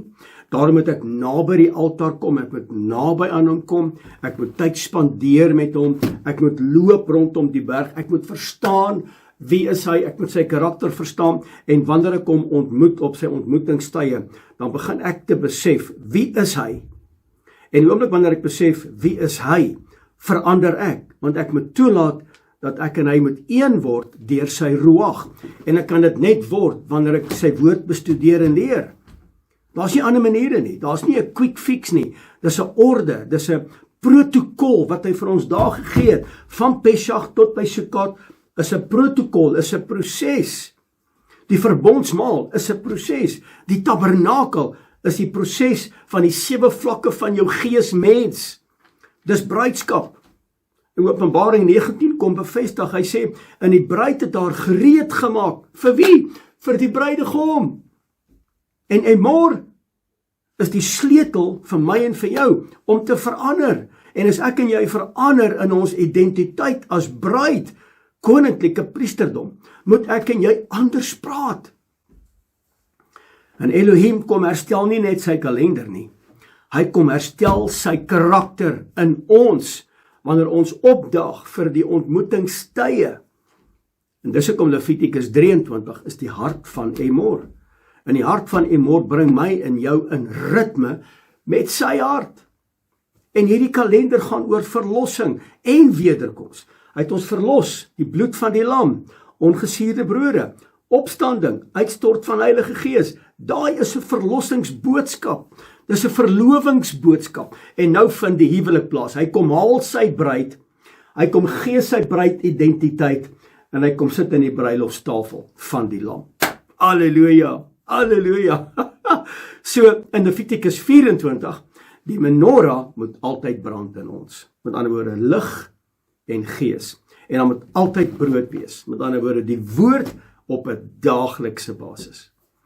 Mense, ek en jy moet die kennis hê, ons moet die vuur hê, ons moet die water hê, ons moet die salwing hê, ons moet sy tabernakel wees, ons moet sy lig wees, elke aspek van ons lewens.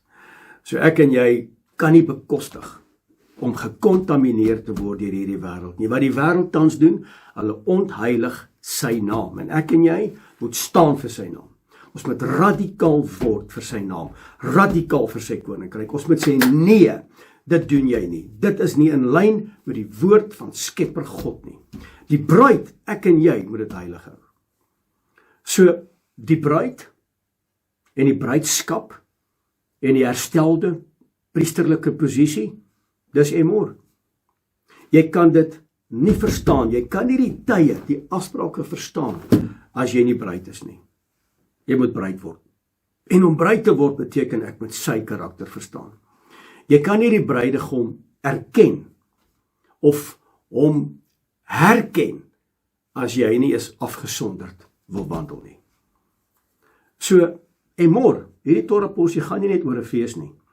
Dit gaan oor 'n bruid wat leer om betyds te wees vir die koms van die bruidegom. Ek wil gou met jou 'n paar eindtydsleutels behandel en dan wil ek afsluit. So, die eindtydsleutel vir emor is nommer 1, afsondering. Levitikus 21:22. En dit gaan oor die identiteit van die bruid. Moedim, Levitikus 23, die hart van hierdie Torah porsie emor. En dit gaan oor Elohim se profetiese tydslyn. En dan derdens, lig en woord, Levitikus 24, hoe ons bly staan, tot hy kom, met ander woorde met 'n gees van vasberadenheid, 'n gees om aan te hou, want hy wat volhard tot die einde, sal gered word. Die wêreld kyk na tekens, die bruid leef volgens die tekens. Die wêreld wag vir redding, maar die bruid is voorbereid vir die redding. En wanneer die bassein blaas, sal net die wat hom erken, sal saamgaan. Alle wat wandel volgens sy afsprake, alle wat wandel in sy karakter. So Emor vra vandag vir my en vir jou, en hiermee sluit ek af. Hierdie pragtige Torah porsie vra vandag vir my en vir jou. Wat spreek jou lewe? Nie jou woorde nie. Wat spreek jou lewe? Hoe tree jy op? Hoe lyk jou handel en jou wandel? Wat gaan hierbo aan? Wat gaan hier aan? Wat praat jy? Waarna kyk jy? Waarna luister jy? Met ander woorde, wat spreek jou lewe? Want die mense daar buite is op soek na Elohim, en hulle kyk na my, en hulle kyk na jou. Nie wat jy met jou mond spreek nie. Nee. Hoe spandeer jy jou tyd? Jou offers. En dan net, jy is die offer. Jou feeste, jou dankbaarheid. Kla jy, murmureer jy, is jy blymoedig, is daar lig in jou? Bid jy voortdurend, het jy 'n dankbare hart? Lewe jy in reinheid? Dis die goed waarna die wêreld op soek is. En dis ek en jy. En my gebed vandag is, vir jou wat ingeskakel is, en dankie dat jy my uitgeluister het. Mag ons volk 'n volk wees wat nie net praat oor heiligmaking nie, maar dat ons dit sal dra tot eer van sy koninkryk voor die aangesig van Elohim.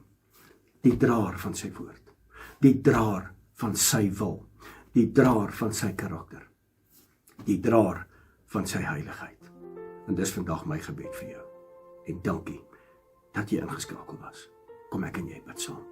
Hemelse Vader, Skepper God van die hemel en die aarde, die Heilige van Israel, Koning van alle konings, die Alef en die Taf, die eerste en die laaste, die begin en die einde. Adonai ons Elohim, heilig is U oor die ganse aarde. En laat dit vandag bekend word, dat U naam word geprys en geëer en gevrees, van die opkoms van die son tot die ondergang daarvan. Ek bid in hierdie môre vir elke persoon wat ingeskakel was by hierdie uitsending van Menorah Tabernakel. Emor, spreek. Vader, hoe lyk ons gedagtes? Hoe lyk ons harte? Hoe praat ons tonge? Dat ons vandag die verantwoordelikheid sal opneem, dat ons sal aanmeld vir gehoorsaamheid en vir verantwoordelikheid om U karakter en U wese uit te leef. Dat ons priesters sal wees sonder vermenging van hierdie wêreld. Dat ons sal opstaan en uitstaan vir U koninkryk. Vader, dis vandag my gebed en ek bid dit in die wonderbare naam van Yeshua, Messia, die gesalfde, en my gees roep uit. Halleluja. Mense, baie dankie. Dankie dat jy vandag ingeskakel was by hierdie uitsending. Dankie vir jou tyd. Ek weet dit was 'n lang boodskap geweest, maar dit is belangrik om tyd te spandeer met Vader, en dis by die Shabbat. Hierdie tyd behoort aan hom. Ek dink dis belangrik dat ons as die bruid moet kennis neem van Emor, wie ons is en hoe ons praat. Maar baie dankie. Ek waardeer dit opreg dat jy vandag ingeskakel was. En ek eer Abba vir jou hart. En ek eer Abba dat jy apart gesteld wandel en dat jy opstaan en uitstaan vir sy koninkryk. En nou wil ek jou seën. So Vader, ek bid vanmôre dat U aangesig oor U volk verhef sal word. En dat U genadig sal wees met elkeen. Veral ten opsigte van ons posisie as bruid, as 'n koninklike priesterdom. Ek bid vandag, Vader, dat U aangesig verrys sal word en verhef sal word oor elke man, vrou, seun en dogter. En dat U hulle bewus sal maak van U geduld en U genade en U vrede wat U nou projekteer oor U bruid. oor u volk en dat u heilige naam weer gevrees sal word. En Vader, dis my seëning vandag vir elke persoon wat ingeskakel is en ek dankie daarvoor. Mense van my kant, Frik Weideman, baie dankie en ja, Shabbat Shalom.